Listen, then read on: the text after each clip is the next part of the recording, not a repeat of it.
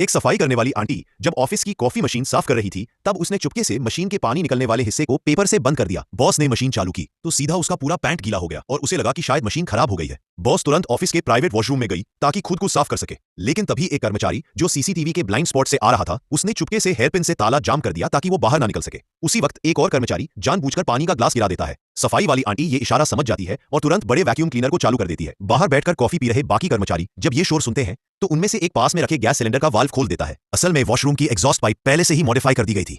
जैसे ही वाल्व खोला गया कार्बन डाइऑक्साइड अंदर भरने लगी और पूरा बाथरूम सफेद गैस से भर गया। बॉस को खतरा महसूस हुआ और उसने दरवाजा खोलने की कोशिश की, लेकिन ताला पहले ही जाम कर दिया गया। बाहर चलते वैक्यूम की आवाज इतनी तेज थी कि उसकी चीखें कोई नहीं सुन पाया। कुछ मिनटों बाद बॉस की सांसें धीमी पड़ गईं और वह बेहोश होकर जमीन पर गिर पड़ी। इसी तरह कर्मचारियों ने बहुत चतुराई से उसे बिना कोई सबूत छोड़े मार डाला। सीसीटीवी में कुछ भी संदिग्ध नहीं दिखा और फॉरेंसिक रिपोर्ट में भी मौत को एक दुर्घटना बताया गया। लेकिन इंस्पेक्टर कयामत सिंह स्ट्रॉन्ग को एक शक हुआ। उसे बाथरूम के अंदर से दरवाजे पर खरोंच के निशान मिले, जिससे साफ था कि मरने से पहले वह जबरदस्ती बाहर निकलने की कोशिश कर रही थी। अगर यह हादसा था तो वो खड़ी होकर दरवाजा क्यों खोलना चाह रही थी जबकि फर्श एंटी स्लिप था? इसका मतलब था कि यह कोई आम फिसलने की घटना नहीं थी। यही से इंस्पेक्टर को शक हुआ कि यह एक प्लान की गई हत्या है। उसने तुरंत सभी कर्मचारियों के मोबाइल फोन जब्त कर लिए। फिर उसने सबका ट्रैवल रिकॉर्ड चेक किया तो चौंक गया, सभी एक ही क्लिनिक गए थे। क्या यह बस एक इत्तेफाक था? सच्चाई जानने के लिए वो उसी क्लिनिक गया। पूछताछ के दौरान डॉक्टर ने एक डरावना राज बताया। कुछ समय पहले दो कर्मचारी सिर दर्द और नींद न आने की शिकायत लेकर आए थे। उनकी जांच करने पर पता चला कि उनके शरीर में एक अज्ञात पदार्थ मौजूद है। क्योंकि दोनों एक ही कंपनी में काम करते थे, डॉक्टर को शक हुआ कि यह ऑफिस का असर हो सकता है। उन्होंने उन कर्मचारियों को कहा कि बाकी साथियों से भी पूछताछ करें।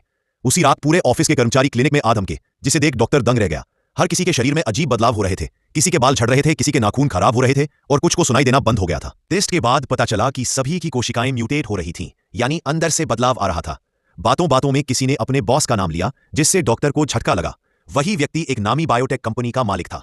डॉक्टर ने जब ऑनलाइन खोज की तो पता चला कि वो आदमी एक बेहद खतरनाक प्रोजेक्ट पर काम कर रहा था। उसने एक नई तरह की ओरल वैक्सीन बनाई थी और इसे ट्रायल करने के लिए उसने एक आईटी कंपनी बनाई, जिसमें सारे कर्मचारियों को बिना बताए उस वैक्सीन वाला पानी पिलाया गया। साथ ही ऑफिस के टाइम कार्ड को डीएनए एक्सट्रैक्शन मशीन से बदल दिया गया ताकि वो हर वक्त उनके शरीर में बदलाव ट्रैक कर सके।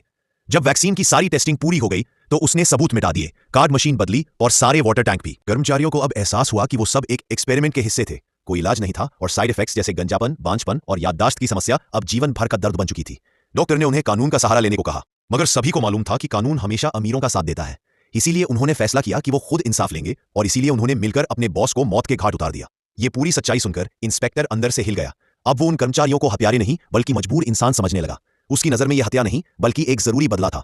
अगली सुबह उसने रिपोर्ट में लिखा, बॉस की मौत एक हादसे में हुई थी।